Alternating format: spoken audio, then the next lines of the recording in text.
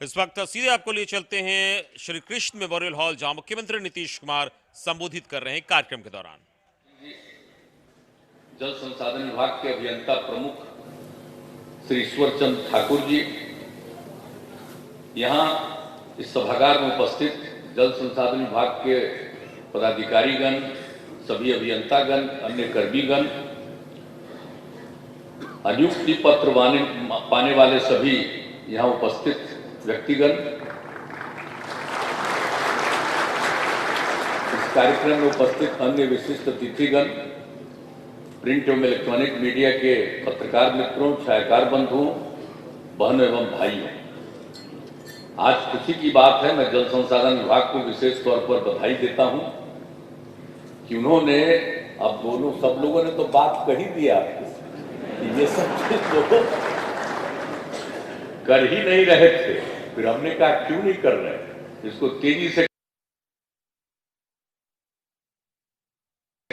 नहीं। क्यों विभाग में कभी कभी कोई कुछ ऐसा कर देता है कि मामला पेंडिंग रहता है, तो ये ठीक नहीं कहा वो क्यों पेंडिंग रहती है। इन सब चीजों को जरा जल्दी से करना चाहिए, इसके लिए काम करिए। तो मुझे खुशी है कि आप सब लोगों ने सब कुछ इन सब कामों के लिए कर दिया और सारे कनीय लेखा लिपिक का और निम्न वर्गीय लिपिक का, इन सबका आप लोगों ने कर दिया। तो ये बड़ी खुशी की बात है। आज तो कुछ लोगों का हम लोगों से वितरण करा दिया, लेकिन अभी तुरंत आप सब लोगों को भी जो पत्र है वो वितरित करेंगे। और हमने कहा है कि भाई आज इनको दे दीजिएगा, लेकिन उसके अलावा नियुक्ति पत्र दे दीजिएगा, लेकिन इनकी पोस्टिंग भी कल तक जरूर कर दीजिएगा नहीं इनका पोस्टिंग, ये खाली नियुक्ति पत्र लेके रहे। ठीक कह रहे हैं हमको कि कल सबको पोस्टिंग हो जाएगी और जहां भी आपको काम करना वहां पर काम करना शुरू करिएगा। ये बड़ी खुशी की बात है। और आज मुझे खुशी है कि 489 निम्न वर्गीय लिपिकों का और 485 कनीय लेखा लिपिकों की आज बहाली हुई है। और जो बाकी जिसके बारे में इन लोगों ने चर्चा कर दी है कि 32 कनीय अभियंताओं का, तो अभी कुछ दिन पहले दे दिया, 9 का बचा हुआ था, उनको भी आज ही मिल जा रहा है। तो इस तरह से कुल मिलाकर के अभी 1006 नियुक्तियां की गई। अब ये तो ठीक बात है, लेकिन इसके अलावे इसी वर्ष फरवरी में 320 सहायक अभियंताओं की नियुक्ति की गई है और 2386 कनीय अभियंताओं की नियुक्ति की प्रक्रिया इन्होंने प्रारंभ की है। लेकिन मैंने इनको कह दिया कि इतना ही से काम नहीं चलेगा। अभी भी हमने इनको कह दिया है और चीफ सेक्रेटरी से लेकर के इनके सब सचिव को कहा कि इतना तो आप कर रहे हैं, लेकिन आज तो सुन लिए ना उप मुख्यमंत्री जी ने जो क्या बात आप लोगों को कही है। हम लोग तो चाहते हैं कि जितना जरूरत है उतना पद का सृजन करके लोगों की बहाली होनी चाहिए, इसलिए जरूरी है। और हम तो इन लोगों को कह रहे हैं कि आप बता न रहे हैं भाई, अब हम कितना इंजीनियरिंग कॉलेज बना रहे हैं, कितना इंस्टीट्यूशन खोल दिए। अब उसके बाद आप बहाली नहीं करिएगा तो लोग अनएम्प्लॉयड रहेगा, किसलिए बहाली कर रहे हैं।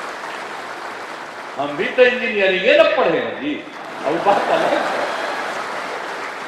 इंजीनियरिंग के बाद हमको नौकरियां मिल ही रहा था, लेकिन हम छोड़ दिए, हम तो राजनीति में आ गए, वो अलग बात है। लेकिन सब दिन हम ख्याल रखते हैं सब लोगों का, और इंजीनियर की जो भूमिका है कितनी महत्वपूर्ण भूमिका है, इसका ख्याल करते रहते हैं। तो एक एक चीज पर ध्यान रखना है। और हम सब लोगों को कह रहे हैं कि इतना का तो कर रहे हैं, लेकिन और ज्यादा पद का सृजन करके आप लोगों को नौकरी दीजिए और इसके बारे में नियमित रूप से जारी रखिए कि जो लोग रिटायर करेंगे उसकी जगह पर तत्काल बहाली का भी काम करिए, ताकि ये पूरा का पूरा काम चलता रहे। ये बहुत आवश्यक है और ये सब काम तो चल ही रहा है।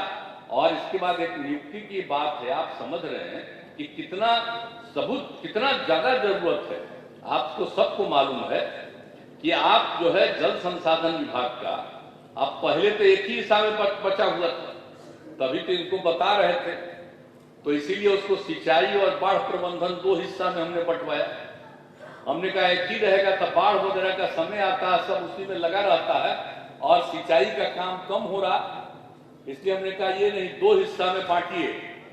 एक हिस्सा आपके यहाँ करेगा बाढ़ नियंत्रण का काम या सुखाड़ से स्थिति के सामने जो भी करना है वो करेगा, और दूसरा आदमी करेगा सिंचाई की व्यवस्था करने का। तब ये तो मान लिए 15 के बाद 16 में, और उसके पहले भी इनका भाषण सुन रहे थे विजय कुमार चौधरी जी का, इनको हम बनाए हुए थे, इनको भी कहे थे, लेकिन उस समय कर नहीं पाए थे। हम कहते रहे कि कर दीजिए जल्दी से जल्दी, काहे देर कर रहे हैं, इसको तेजी से करना चाहिए, दो हिस्सा में बांटना चाहिए, लेकिन उस समय नहीं किए। लेकिन 15 में जिनको जिम्मेवारी दिए थे वो मेरी बात को तुरंत मान लिए, ललन बाबू, और उसके बाद जो है 16 में ही इस काम को पूरा का पूरा शुरू कर दिया गया, दो हिस्सा में बांटने का, और अब सब काम कर रहे हैं। अब उसके चलते तो कभी तो देखिए कि बाढ़ वगैरह आ रहा है तो उसको देखने का काम तो है ही, लेकिन इसके अलावे जो सिंचाई की व्यवस्था कम होती थी, अब उस स्थिति में सुधार आया। अब सिंचाई की व्यवस्था हो रही है और बाढ़ को नियंत्रित करने के लिए भी जो भी काम होता है फ्लड के लिए, वो भी काम कर रहे हैं। अभी तो देख लीजिए कि क्या स्थिति थी, सुखाड़ की स्थिति उत्पन्न हुई, तो एक एक चीज पर सब लोग ध्यान दे रहे हैं।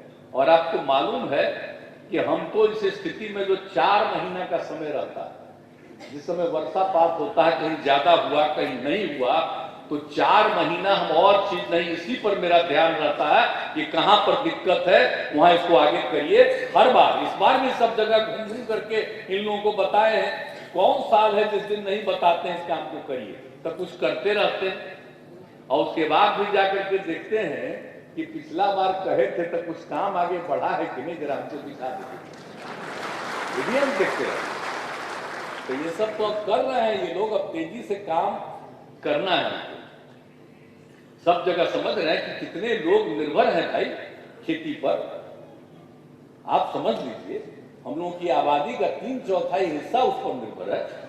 तो हम लोग अगर ठीक से काम नहीं करेंगे, सबको सिंचाई नहीं है और सब कुछ कर देंगे, और इस बार तो हमने ऐलान कर दिया है कि हर खेत तक सिंचाई का प्रबंध हम लोग करेंगे, ये कर दिया है।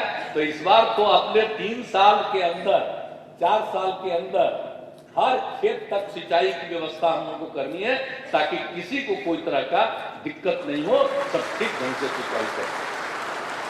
और जो सुखाड़ की स्थिति होती है, हर तरह की स्थिति होती है, उन सब चीजों को देखते हुए अभी तो आप लोगों ने बहुत अच्छा कर दिया, पूरे के पूरे उत्तर बिहार को जो समस्या होनी पड़ती है, वो तो नेपाल में तो अब जितना कहा गया, कितना बार इसके लिए बात हुआ और कितनी बार किया गया। श्रद्धेय अटल बिहारी वाजपेयी जी के टाइम में भी हम लोग केंद्र में मंत्री थे, उस समय करवाए और भेजा गया, लेकिन अब तक वहां काम नहीं होता।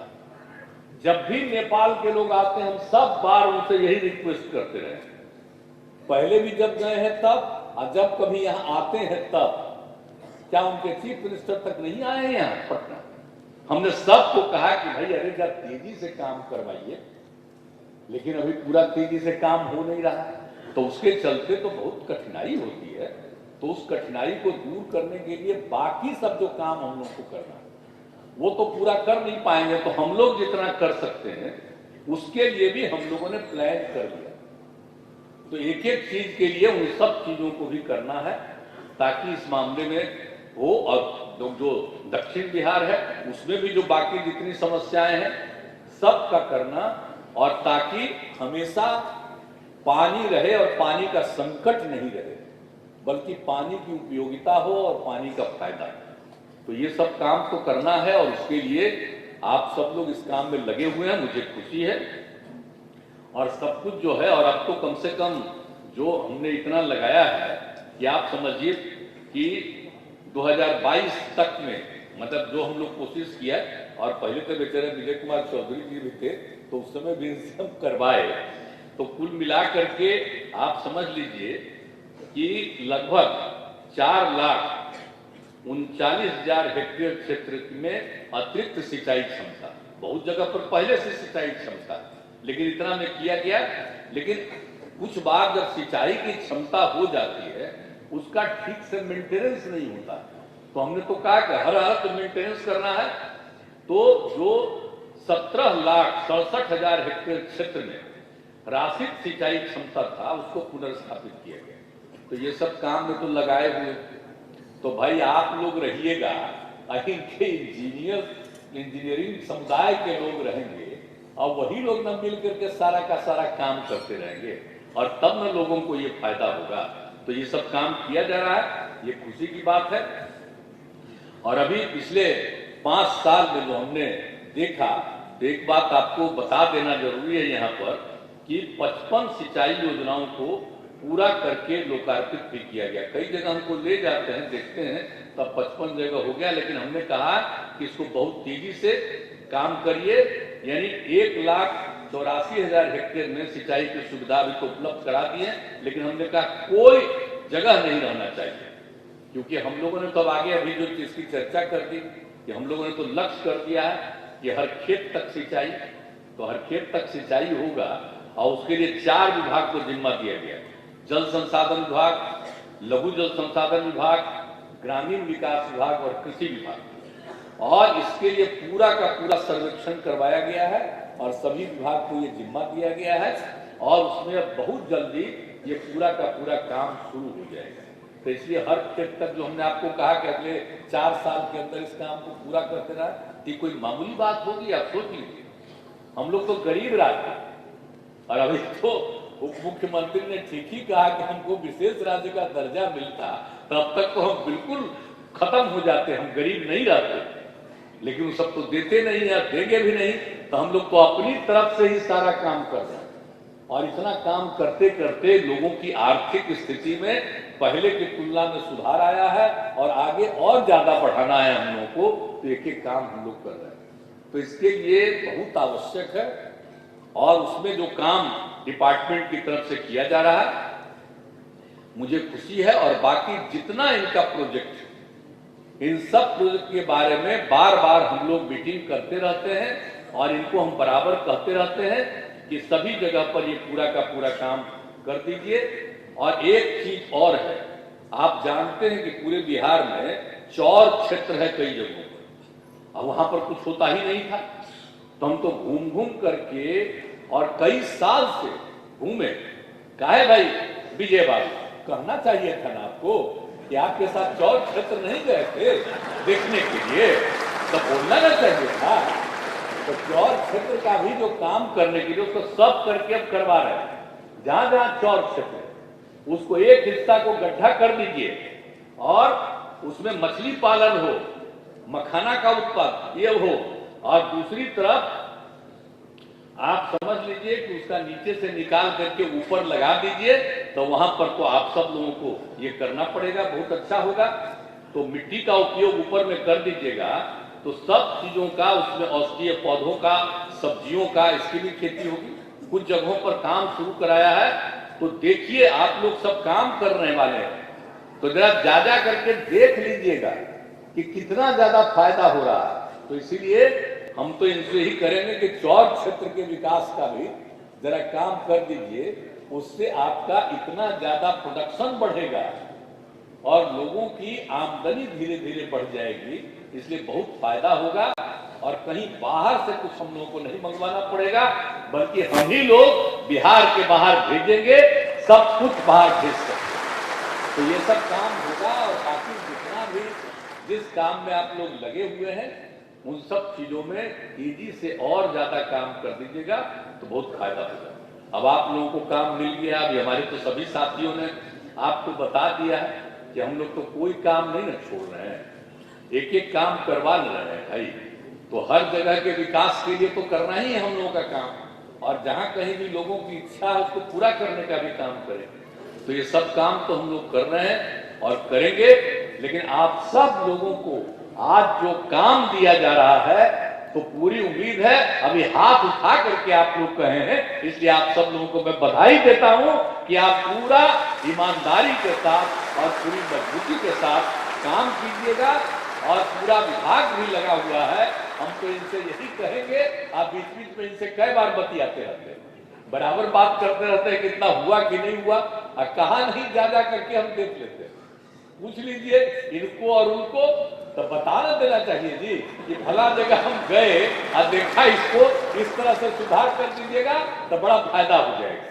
तो उसी तरह से जब कर देते हैं तो इनको दिखने लगता है कि कितना फायदा हो गया। तो इसी तरह से हम लोग चाहते हैं बिहार का पूरा विकास हो।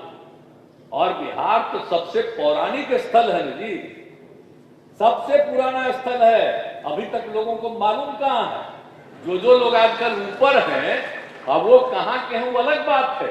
ये है सबसे पौराणिक स्थल, और यहां पर से ही राज होता था पूरे में।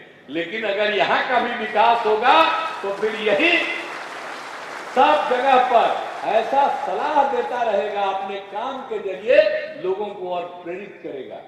तो इसलिए सब लोग मिलकर के, आज चिंता नहीं करना है, हम लोगों को मिलकर के काम करना है और ईमानदारी से काम करना है, और आपस में झगड़ा नहीं करना चाहिए। आपस में प्रेम और भाईचारे का भाव रहना चाहिए। कुछ लोग तो खाली झगड़े ना करना चाहता है। आजकल तो झंझट शुरू किया ना कि हिंदू मुस्लिम का कुछ ऐसा कर दो ताकि कुछ होते रहे। ये सब कभी नहीं होने देना है। न कोई जात के बीच में झंझट, न कोई अलग अलग समुदाय के लोग हैं, अलग अलग धर्म के मानने वाले हैं, उसके बीच में झंझट नहीं होना चाहिए। सबको एक दूसरे के प्रति सम्मान करना चाहिए, लेकिन सबको मिलकर के सबके विकास का काम करना चाहिए। और हम लोग पढ़ाने से लेकर के नौकरी तक में किसी की उपेक्षा नहीं। और आप जान रहे हैं कि अब कितना ज्यादा महिलाओं का विकास हो रहा है हर प्रकार से। यहां पर तो कुछ महिलाओं को देख रहे हैं, अभी तक और ज्यादा आप आगे बढ़ाइएगा तब तो हम रिजर्व न कर दिए जी। पुलिस ने तो कर दिया 35%। आपको मालूम है कि अब पुलिस में 25,000 महिलाएं हो गई। देश में बड़े बड़े राज्यों में भी इतनी महिलाएं नहीं है। अब उसी तरह से हमने पढ़ाई में भी कह दिया है, चाहे डॉक्टर की पढ़ाई हो या इंजीनियर की पढ़ाई हो, कम से कम 1/3 महिलाओं के लिए आरक्षण रहे। और जब सब होगा तो और ज्यादा ना महिला नौकरी करेगी। अरे हम लोग जब इंजीनियरिंग पढ़ते थे तो लड़की कोई पढ़वे नहीं करती थी। आप देखिए कितना लड़की पढ़ रही है। और आपको मालूम है अब आईएएस जो होते हैं, तो जब आईएएस होकर के यहाँ पर आते हैं, जिनको पोस्टिंग होता है बिहार में, और जब उन सब लोगों से बात करते हैं तो आधा से ज्यादा वो सब इंजीनियरिंग पढ़ा हुआ रहता है, वो आईएएस होता है। और उसमें महिलाएं भी जो होती हैं उसमें भी आधा से ज्यादा इंजीनियरिंग पढ़ी हुई रहती। तो आपको मालूम है कि कितना बड़ा चीज है। इसलिए इन सब चीजों पर पूरे के तौर पर ध्यान दीजिए और सब आगे बढ़ाइए। अब आप भी सबको खूब प्रेरित करिए ताकि खूब पढ़े और आगे बढ़े। तो सब मिला करके, और ख्याल रखिएगा महिलाओं का भी, सब लोगों का पूरे तौर पर। अगर महिला आगे नहीं बढ़ेगी तो कहीं परिवार आगे बढ़ेगा जी। हम और आपको जन्म कौन किया है? मां न की है जी। तो सबसे जरूरी तो महिला की न है। तो इसलिए उनका भी पूरे के तौर पर होना है। तो सब चीज को ध्यान रखना। और इन लोगों को तो हम कह ही रहे हैं बराबर कि थोड़ा ध्यान रखिएगा, महिलाओं को भी सब जगह बढ़ाइए। तो आप सब लोग काम कीजिएगा और खूब बढ़िया से काम कीजिएगा, ये पूरा हमको भरोसा है। जब आपसे हमारे तेजस्वी जी ने आप लोगों से हाथ उठवा दिया, आपने हाथ उठा दिया, इसके लिए मैं आप सबको बधाई देता हूं। प्रसन्न रहिए, आगे बढ़िए और राज्य को आगे बढ़ाइए। इन्हीं शब्दों के साथ आप सब लोगों को बहुत बहुत बधाई।